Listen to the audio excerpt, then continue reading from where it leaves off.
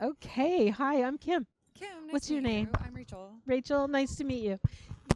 Yeah, another We're a Rachel. big personality bunch. Yeah.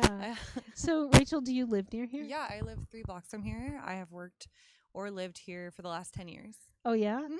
Mhm. How do you think of Pioneer Square? Do you love it here? I'm not from Seattle originally. Yeah, where are you I'm from? from Philadelphia. Oh, okay. And when I walk through Pioneer Square, I feel very home. Like, I love the history and I love so much like potential in this neighborhood, Mhm. and that is ultimately why I chose to live here. Mhm. And when people found out that I live here, when they find out that I live here, they're like, "Oh my god, are you safe?" And I'm like, Yeah. "Yeah." Yeah. Yeah, I am safe because like I walk around and I pay attention to my surroundings, and I walk around Mhm. and I view people with like compassion, and I know how to like pay attention to my surroundings, and I Yeah. understand what's going on down here. And I see this Mhm. neighborhood as a place that has so much history and so much to offer, and is Mhm. so beautiful and has so many small businesses that have Mhm. so much to offer and are so gorgeous. And I want this neighborhood to really shine, and I want Yeah. people to see that Mhm. Yeah, and the issues here are really no different than the issues in the rest of in Seattle. any city anywhere. And actually, there are less here. Yeah, the numbers show us that we're actually with homelessness, Hmm. we're number 3 in the nation. Here in this neighborhood or in In the city? Seattle. Seattle Okay. is number 3 in the nation. Just as people who don't have homes. Yeah, yeah. Do we have demographics on age on that? It's all across the spectrum. Okay. Yeah, yeah. When I I don't first know moved how here it's in broken out exactly. 2012, we actually like topped the nation on youth. Yeah. And one of the biggest reasons that they were homeless here was disagreeing with their families and Mm, disagreeing with their parents yeah. on like their sexual orientation and Mm, disagreeing with their parents on lifestyle. yeah. And so we see across the board in Seattle that people feel comfortable leaving their homes and they feel safe and provided for in shelters Mhm. here. Yeah, yeah. So, what else are you seeing in the neighborhood when it comes to homelessness? Are you seeing a change? I'm actually seeing a huge change lately. I've loved First Thursdays here. I think that like markets have really blown up. I think that Mhm. people are starting to realize that this neighborhood is beautiful and it has so much culture, and that Mhm. like the population of people here that need help Mhm. are not dangerous. Mhm. They just need help. And it Mhm. happens to be this neighborhood that they need help in. Mhm. And like Yeah, I think it's traditionally it important has to been be here. cheap here. Yeah. And then there's like shelter, shelter, shelter, shelter, and so they happen to be here. Like it's a coincidence, but that doesn't mean that they're going to harm you. Mhm. Like I've lived in this neighborhood for 6 years. I've never been Mhm. harmed by a Yeah. person experiencing homelessness. Yeah. Most of the time, if you just walk by, I mean, most of the homeless people I see really are great people, and they just want to talk to you, or I just think they're kind of just they're really minding their sweet business. people. Yeah, really. There are those who maybe are involved with drugs or whatever, and when you're seeing that, I find just walk by. Just don't get in their face. Walk by. You know. I don't know that I agree with that. Okay. The not getting in their face, Yeah. because sometimes it's at a bus stop, or sometimes Right. it's in a place that everyone needs to use. And I think Yeah. sometimes we need to, as a community, like care for, as a Mhm. village, care for people who are really struggling. Yeah. Like you're Definitely. struggling and you're in this place where you think that using drugs in public is normal and this is your last resort and Mhm. you've had it really hard, but that doesn't mean that you can act this way here. Yeah.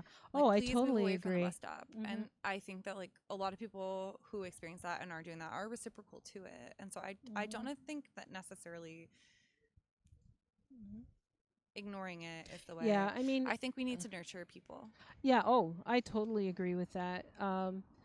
I think there are times that if you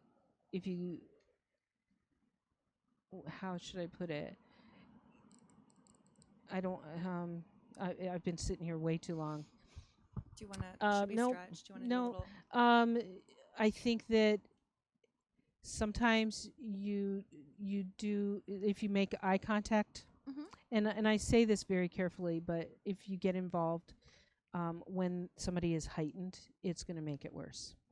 And to keep yourself safe, yeah, sometimes I have a wide berth. you know. It But is no where I one's could help, responsibility yeah, to do it. But yeah, if you have the space and you have the yeah, capacity and you feel safe to engage with exactly, someone and to treat them like a yeah, fellow and to treat them like a member yeah, of your community, please do, because yeah. often they are outcast and dehumanized. Exactly. Like we have a man that is always outside our building, and I talk to him all the time. And he's just a wonderful man with mental illness, but he's not unsafe. I'm just saying, if you don't feel safe, don't engage. That was what I was saying. If you're feeling unsafe, If you have the yeah, capacity to, though, yeah, yeah, maybe treat people like people. yeah, Yeah. exactly, exactly. That is my big thing. And also, Hmm. sometimes treating someone like you care about them is being So direct with them and being much. hard with them. So, like, Hmm. sometimes when I'm at the bus stop and I see someone doing something that maybe Hmm. they shouldn't be doing at the bus stop, I will walk over to them and I'll be like, because I feel safe doing so and I feel strong doing so and Hmm. I'm physically and mentally capable of doing so, and that Hmm. is not always the case. I will go over to them and I will say, hey, can you please not do that at the bus stop, because this is a Hmm. space for everyone, and can you please move? And I Hmm. will say that I am met with a lot of respect when Yeah, I give people that's that really good. respect. That's really good. Yeah. Yeah, And yeah. sometimes, like, being compassionate towards our community and being caring of them means being a little, like, Hmm. firm and tough and being like, hey, this isn't the right place. Yeah, This yeah. I doorway, really do believe this that. small business, this bench, particularly, like, Hmm. can we take a minute? We're sharing this space, Mm-hmm. and we need to be respectful of everybody in it. Mm-hmm. Hmm. And Yep. that is a part of loving someone, and it is a part of Yeah, being compassionate. yeah.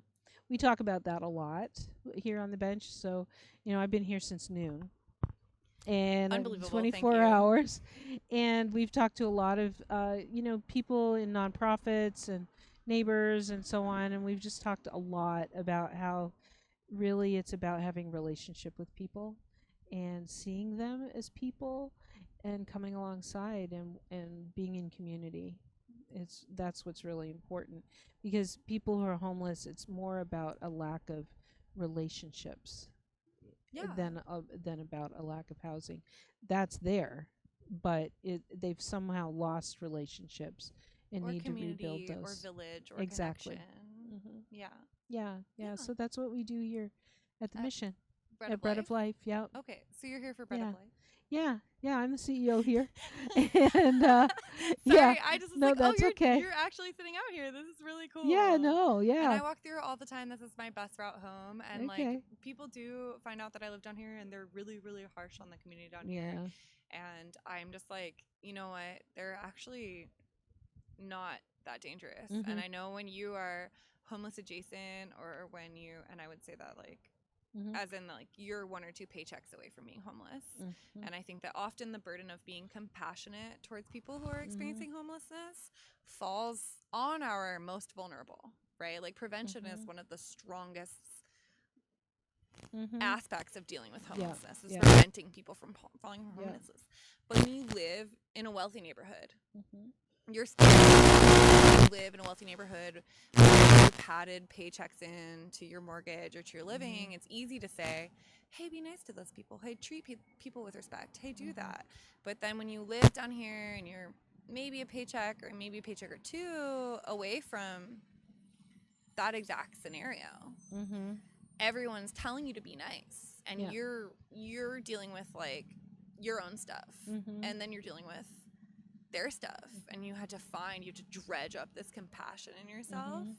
and then people aren't particularly understanding of either of you. They're just like, well, that's really nice of you to be nice to Mhm. people. Yeah. And so when I'm walking through here and I walk home, it is something that I consider is like, if someone lashed out at me for Mhm. whatever reason, Mhm. I couldn't afford to be off work. Yeah. Right. Huh? I said, yeah. Right. Right? Like, I couldn't Yeah. afford, like, if for some reason things went poorly, Mhm. I can, like, it is a risk. Yeah, I always say, but by the grace of God, go I, So I look at the people that we're serving and the people that are on the streets, and I can't judge. I just need to help where I can, and because it could be me. It could be me that loses that job, and what do I do, But I have relationships with people that will help me out of that, that'll catch me. It's a safety net. And so many of, Prevention. yeah, and so many of the people that we serve just don't have that. They never did. Mhm. And I think it's like when we look at the compassion, we say, why didn't they, or why did this happen to them? It's like, well, did they have parents that let them stay an extra month? Did they have Mhm. parents that just kicked them out? Did they have friends? Did they have community? And how can we be their community? Mhm. But then when you're looking at the next poorest of the poor, Mhm.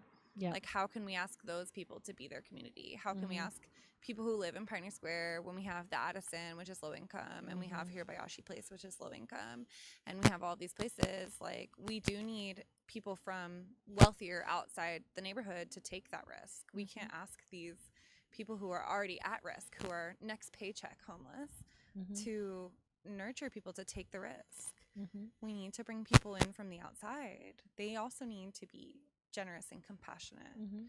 right? So that is also my is like, I want to be kind to you, I want to be compassionate, and I know that I'm so lucky and I'm so fortunate that I'm a tech away from being you. Mhm. But can someone come who has maybe a little more cushion? Can someone who has a little more Mhm. capacity, like, can people who have more, Mhm. like, can you spare us some time? Yep.